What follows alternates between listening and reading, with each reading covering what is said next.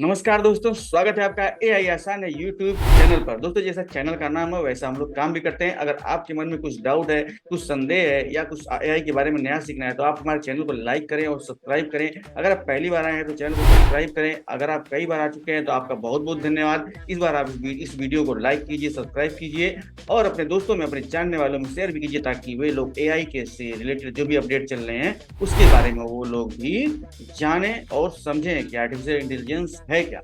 तो दोस्तों, मेरा एक दोस्त है नकुल, उसने मुझसे ये पूछा कि भैया एक बार बताओ आर्टिफिशियल इंटेलिजेंस है क्या और कैटेगरी क्या होती है एआई की। तो पहले तो सब अभी एआई ही चल रहा है, उससे कैटेगरी के बारे में कुछ सोच नहीं रहा है। तो दोस्तों, आर्टिफिशियल इंटेलिजेंस ऐसा नहीं है कि कोई एक सब्जेक्ट है फिजिक्स केमिस्ट्री मैथ की तरह, आप उसको एक किताब पढ़ लेंगे आपको बस वह हो जाएगा। नहीं, यह कॉम्बिनेशन ऑफ टेक्नोलॉजी है, कॉम्बिनेशन ऑफ मैथ्स है एंड कॉम्बिनेशन ऑफ एल्गोरिदम है। तो इसमें आपको आर्टिफिशियल इंटेलिजेंस आने के लिए, एआई अगर आपको सीखना है तो क्या क्या आपको आना चाहिए। सबसे पहले आपको मैथ्स आना चाहिए, उसमें स्टैटिस्टिक्स सब आपको आना चाहिए, एलजेब्रा आना चाहिए, प्रोबेबिलिटी आनी चाहिए।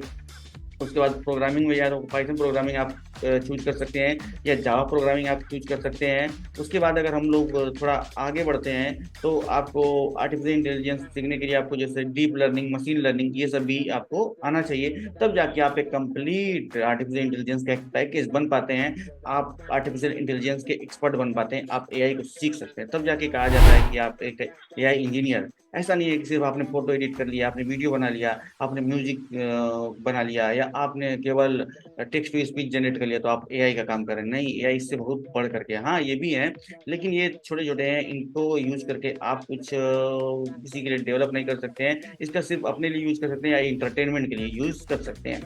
तो दोस्तों, कैटेगरी ऑफ एआई देखते हैं। कैटेगरी ऑफ एआई कौन कौन सी होती हैं। तो दोस्तों मैं आपको बता दूं, कुल 4 तरीके की कैटेगरी होती हैं आर्टिफिशियल इंटेलिजेंस में। वो होती हैं reactive machine AI, limited memory AI and theory of mind AI और सेल्फ अवेयर एआई। तो दोस्तों, ये कहानी शुरू होती है सन 1990 से, जहाँ पे एक तरफ सुपर कंप्यूटर बैठा हुआ था, दूसरी तरफ जो है चेस की दुनिया का बेताज बादशाह गैरी कास्परोव बैठे हुए थे। इन दोनों में प्रतियोगिता हो रही थी चेस की कि कौन जीतता है, कंप्यूटर जीतता है या फिर मनुष्य जीतता है। धीरे धीरे प्रतियोगिता है, पहला राउंड हुआ, दूसरा राउंड हुआ, तीसरा, चौथा, इस तरीके से राउंड पे राउंड बढ़ते जा रहे थे। और जब लास्ट राउंड का विजेता घोषित किया गया तो इस मैच का विजेता घोषित किया सुपर कंप्यूटर को। जी हाँ, जो आर्टिफिशियल इंटेलिजेंस से युक्त होकर के मैच को खेल रहा था, वह नेक्स्ट मूव डिसाइड करके, नेक्स्ट मूव प्रेडिक्ट करके खेल रहा था, वही उस गेम का विजेता हुआ। तब से ये कहा गया कि एआई जो है मनुष्यों के लिए यूज किया जा सकता है। हम अपने डेली लाइफ में, हम अपना काम करने के लिए या अपना जो आईटी वर्क करने के लिए हम लोग आर्टिफिशियल इंटेलिजेंस का यूज कर सकते हैं। तो दोस्तों, पहला टाइप है reactive machine AI. Reactive machine AI क्या होती है? ये सबसे basic types of AI systems होते हैं। जो सबसे basic types of AI system बनाने के लिए इस रिएक्टिव मशीन का यूज किया जाता है।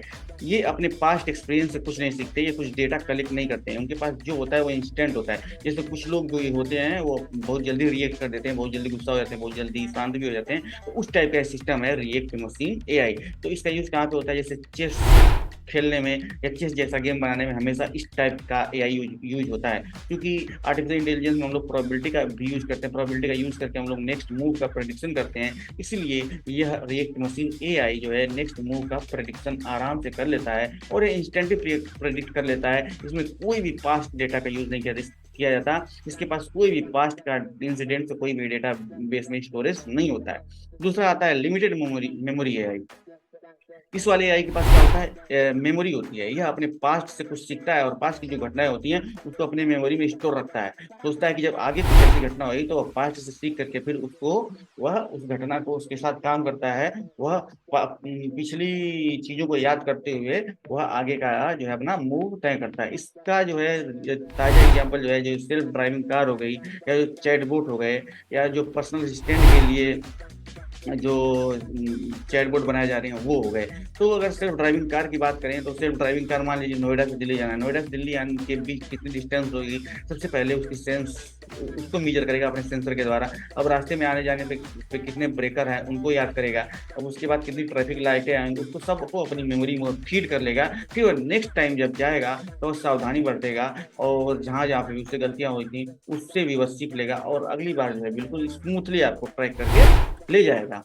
तो दूसरा एग्जाम्पल है चैटबॉट। चैटबॉट से जैसे हम लोग कोई प्रॉब्लम अगर आई, हमें रिपोर्ट अगर हम लोग कहीं पे करते हैं, अपनी कंप्लेन करते हैं, तो चैटबॉट में उसको पहले से ही डेटा को जो है ट्रेन कर दिया जाता है, डेटा के थ्रू, लार्ज लैंग्वेज मॉडल के थ्रू ट्रेन कर दिया जाता है कि अगर कोई इस तरीके का रिपोर्ट करता है तो उसको ऐसा रिप्लाई करना, कोई इस तरीके करता है तो उसको ऐसा रिप्लाई करना।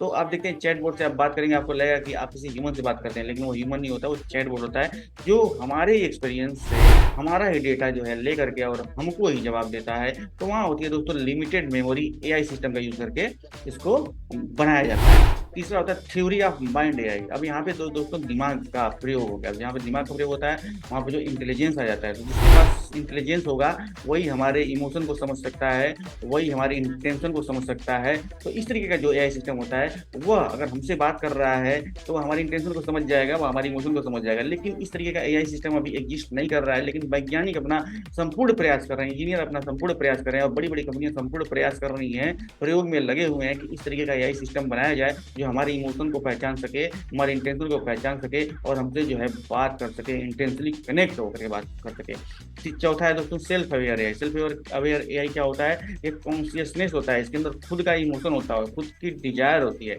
जैसे अगर हम इस सेल्फ अवेयर एआई से अगर बात करेंगे तो इसकी कुछ इच्छाएं होंगी, हमारी कुछ इच्छाएं, जैसे लगेगा कि आप ह्यूमन से ही बात कर रहे हैं, ह्यूमन ही उसका एक्शन कर रहा है। जैसे हम लोग बोलेंगे कि हमें चाय पीना है तो उसको भी इच्छा करेगी हमें खाना खाना है, हम लोग कहेंगे हमें एप्पल खाना है तो उसको भी रहेगा कि हमें कुछ फ्रूट खाना है, मतलब उसकी खुद की डिजायर आ जाएंगी। ठीक है, जैसे हमें कहीं जाना है, हमें कहीं ट्रेवल करना है तो उसको भी वैसा लगेगा कि उसे भी कहीं जाना है, ट्रेवल करना। मतलब ये जरूरी नहीं जैसा हम सोचे वैसा वो सोचेगा, क्योंकि हर एक की अलग अलग थिंकिंग है। लेकिन ये रहेगा कि उस एआई सिस्टम के पास खुद का अपना जो है डिजायर हो जाएगी। दोस्तों जब इतना लेवल तक दुनिया आगे बढ़ जाएगी तो दोस्तों क्या से क्या हो जाएगा, सारे के सारे जगह रोबोट ही घूमते हुए नजर आएंगे और हम लोग मनुष्यों को बस दोस्तों आराम करना रहेगा, या तो ये भी कह सकते हैं मनुष्यों के लिए खतरा भी हो सकता है। लेकिन फिलहाल अभी में तो वो सिस्टम नहीं है। अभी तो फिलहाल दो ही सिस्टम चल रहे हैं। पहला है कौन सा? रिएक्ट मशीन एआई और लिमिटेड मेमोरी एआई। जब दो सिस्टम ने इतना कोहराम मचाया हुआ है, जब दो कैटेगरी ने इतना कोहराम मचाया हुआ है, तो सोचिए जब चारों कैटेगरी आ जाएंगी तो कितना कोहराम मचा देंगी।